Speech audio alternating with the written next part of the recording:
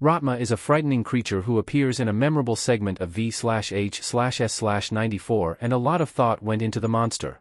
V/H/S/94 is the fourth installment of the V/H/S found footage franchise.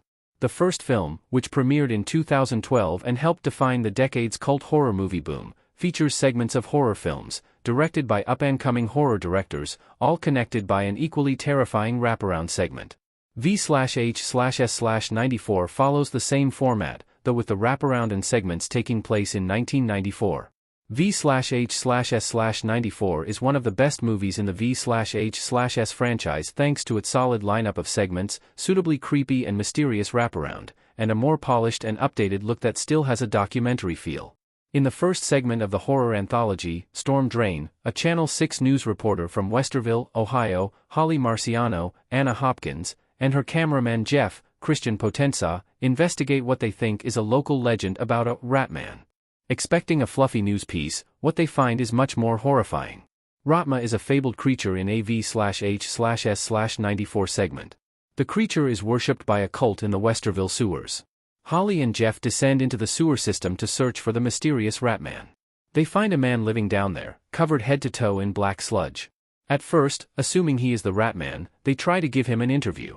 However, the man begins spitting up black bile and chanting the name Raatma.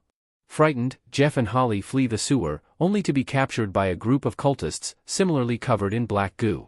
They are taken to a large open drain, with runes carved on it. As they continue chanting Raatma, the creature emerges.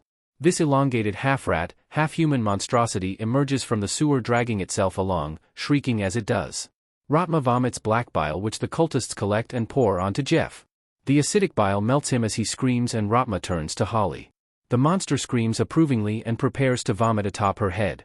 Storm Drain cuts back to the newsroom a few days later, where it's revealed Holly was rescued, though Jeff hasn't been found.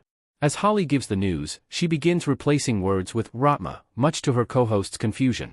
Suddenly, she vomits black bile on her co-host, melting off his face live on air and sending cameras falling and the crew fleeing.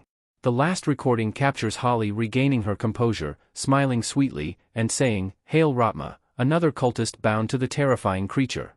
The Catman of Greenock urban legend partially inspired Raatma's followers. A Scottish folktale has some similarities to Raatma. A man covered in black sludge smiling in VHS 94.